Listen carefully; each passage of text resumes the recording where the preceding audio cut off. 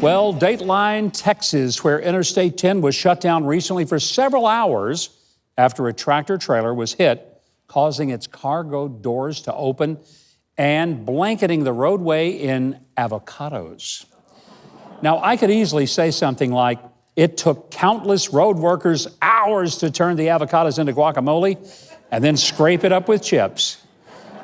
But that'd be a low blow to the Cibolo Police Department, who posted the video online, and they were truly stuck between a guac and a hard place over the incident.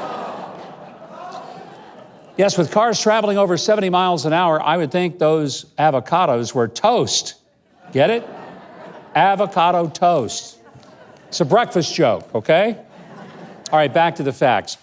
Now, there were thousands of avocados on the road, and the cleanup took several hours. But the good news, things are all ripe now. Okay, I know I need to stop because this story has truly hit guac bottom. There we go. All right, first up from the great state of Utah, there is a debate instructor at Weber State University. He wants to round up all the white people and shoot them all into outer space. Ryan Wash offered up the idea during a debate class. Now, while some of the students found merit in the white flight idea, freshman Michael Marino asked how the instructor and classmates could not see how the plan itself was racist. Quote, "Because you are white, go to space," Michael quoted.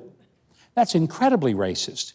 Instructor Walsh challenged the accusation, stating, "I require everyone on the debate team to engage in rigorous testing of their arguments against well-prepared opponents who would challenge them from predictable angles, but also from extreme angles." Governor? Yeah, Keith? I hate to interrupt this debate. No, you don't. You were glad to do it. But did you know that I almost took up astronomy when I went to college? Really? But then I thought I'd just be taking up space. You know, Keith, I just can't hear you. I'm Neptuning you out right now. I don't blame you. By the way, Keith's joke is as bad as my friend who said he'd never go out to dinner at a restaurant on the moon because there's just no atmosphere. All right, back to our spacey story. Weber State University officials are investigating the racism charge. School spokesperson Allison Hess said that Weber State needs to hear from all sides, and they will not rush to judgment. Hopefully, the school's ruling will take place before that massive space shot. Here's one for the books. In 2001, a man attempted to smuggle marijuana into prison by hiding it in a balloon up his nose. Do you get the date of that? 2001. Well, recently, doctors removed the drugs from his nasal cavity. This is a true story. This is not some puff piece. Now, the case was reported in the British Medical Journal, and believe it or not, they did not title it Pothead No More. No, according to Dr. Murray Smith in Australia, the patient was first given the cannabis inside a rubber balloon by his girlfriend on a prison visit. He stuck it up his right nostrils, could not retrieve it when he got back to his cell. He figured he had swallowed it and that it was no longer in his nose. The balloon hardened into a rhinolith over time, the calcium forming around it, causing it to grow like a weed. Like a weed. The patient suffered regular sinus infections, you think? But it eventually caused painful headaches and finally brought him to the doctors after 18 years.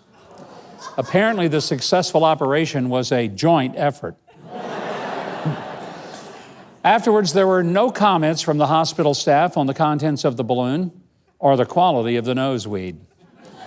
By the way, for medical purposes only, that's the only reason they even looked at it.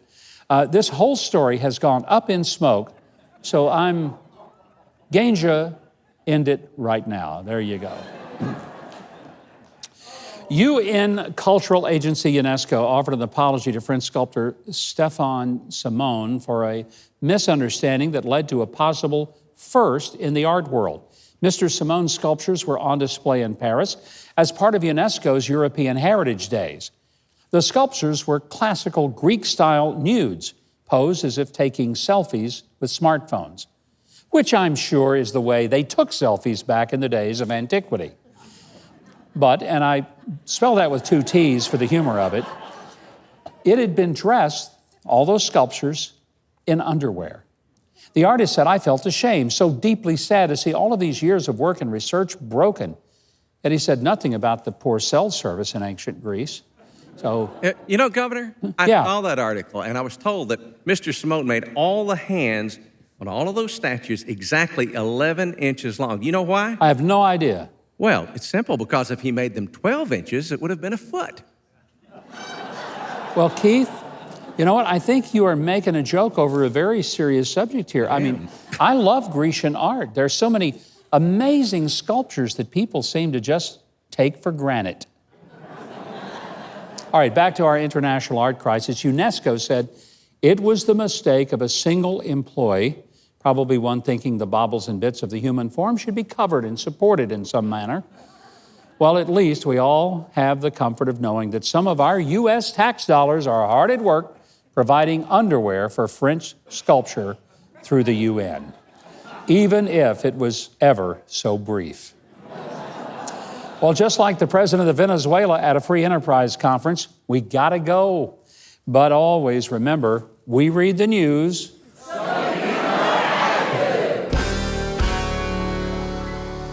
Now, if you want more videos like that one, hit the subscribe button below and the notification bell right next to it.